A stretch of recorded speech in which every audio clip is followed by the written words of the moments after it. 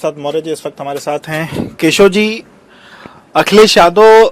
Twin tower पर जो आप लोगों ने उनके ऊपर हमला किया था, उसके बाद से आप लोग के ऊपर हमलावर हैं और वो कह रहे हैं कि ट्विन टावर के बाद उत्तर प्रदेश में 2 डिप्टी सीएम जो उनको वो ट्विन डिप्टी सीएम हैं और उनकी एक कॉमन स्क्रिप्ट दिल्ली से बन के आती है और वही वो लोग कहते हैं।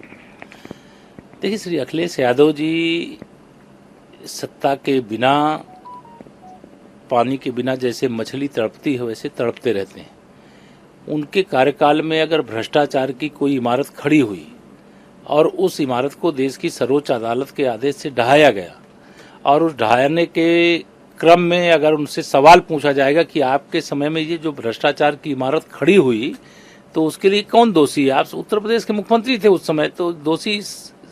आप होंगे या तो आपके मंत्रिपरिषद के जो उस समय साथी रहे होंगे वह होंगे, या आपके भूमाफिया रहे होंगे वह होंगे, या आपके अधिकारी रहे। मतलब यह जो तिकड़ी मिली भगत करके उत्तर प्रदेश को भारी क्षति पहुंचाने का काम करते हैं, जिससे इतनी बड़ी बिल्डिंग को धराशायी करने की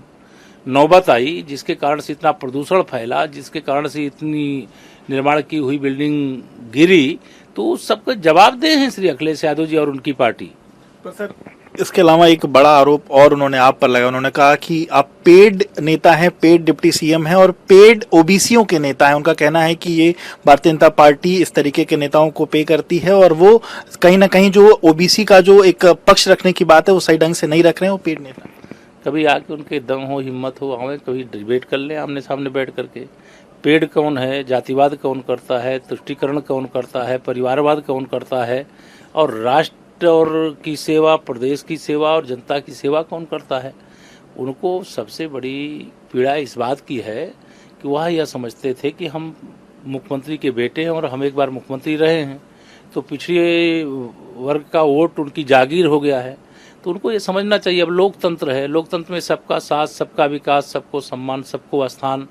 देने का काम अगर भारतीय जनता पार्टी करेगी तो वोट सपा को नहीं लोग देंगे, साइकिल को पंचर कर देंगे, और पंचर कर दिए, कई बार कर दिए, अभी भी उनको समझ में नहीं आ रहा है, 24 में और ठीक से पंचर कर देंगे। सर, इन सबसे इतर एनसीआरबी का जो डेटा है उसको लेकर के एक सवाल है। एनसीआरबी का डेटा में तमाम उत्तर प्रदेश की जो रैंकिंग है वो सुधरी है, पर ओलंपिक एसोसिएशन के एक आदमी के ऊपर आरोप लगा है कि उन्होंने रेप का प्रयास किया। तो इस तरीके के अगर आदमियों के ऊपर इस तरीके की चीजें और उत्तर प्रदेश में ये चीजें हुई, उसको लेकर क्या? ये मैं नहीं कह रहा हूँ या ना सरकार कह रही है और ना उस जो एनसीआरबी का डाटा है ना उसमें ऐसी कोई बात कही गई है, लेकिन देश भर में जो होने वाले अपराधों की तुलना में और जो अपराध हुए उसमें गिरफ्तारी की तुलना में और उस पर कार्रवाई करने की तुलना में अगर उत्तर प्रदेश कई मामलों में अच्छा प्रदर्शन किया है तो इसके लिए तो उत्तर प्रदेश पुलिस बधाई की पात्र है। जब से भारतीय जनता पार्टी की मुख्यमंत्री योगी आदित्यनाथ जी के नेतृत्व में पहले कार्यकाल और दूसरा कार्यकाल जब से चल रहा है, कानून व्यवस्था दुरुस्त है, ये सबसे बड़ा दर्द है समाजवादी पार्टी। आरोप जिस पीड़िता ने आरोप लगाया है उस आरोप पर क्या कहेंगे और क्या उसको न्याय मिलेगा उसको लेकर? नहीं, न्याय तो हर किसी के साथ अपराध होगा, हर उस व्यक्ति को न्याय मिलेगा और जो अपराध करेगा उसको सजा मिलेगी। और जिस अपराध की आप चर्चा कर रहे हैं, ऐसा कोई अपराध करेगा तो स्वाभाविक उसके खिलाफ कानून कार्रवाई करेगा और उत्तर प्रदेश अपराध मुक्त हो, अपराध शून्य हो, ये हम लोग लगातार प्रयास भी कर रहे हैं। और आने वाले समय में जिस प्रकार से भाजपा को लोगों ने आशीर्वाद दिया है, अवसर दिया है, तो सुशासन और विकास यह तो हमारा पहला लक्ष्य है और भ्रष्टाचार पर लगाम, या तीनों विषयों को लेकर के हम लोग आगे बढ़ रहे हैं। एक आखिरी सवाल सर, आज इनकम टैक्स की कई जगहों पर रेड पड़ रही है, लखनऊ में भी पड़ रही, कानपुर पड़ी, और ये कहा जा रहा है कि सरकार के कुछ अधिकारियों की सह पर कुछ कंपनियों को फायदा पहुंचाएगा इस नाते ये रेड। अब देखिए, जो रेड है वो जांच एजेंसियों के पास यही काम होता है, जो ईडी की होगी या सीबीआई की होगी, उनको कोई क्लू मिला होगा, उसके आधार पर छापे पड़ रहे होंगे और फिर यह सारी संस्थाएं उत्तर प्रदेश सरकार से रिलेटेड नहीं है। लेकिन मैं यह जरूर मानता हूं कि माननीय प्रधानमंत्री जी के नेतृत्व में भ्रष्टाचार मुक्त भारत और मुख्यमंत्री जी के नेतृत्व में भ्रष्टाचार मुक्त उत्तर प्रदेश, इस दिशा में हमारी सरकार काम कर रही है और इसके जो भी दोषी हैं वो पकड़े ही जाने चाहिए।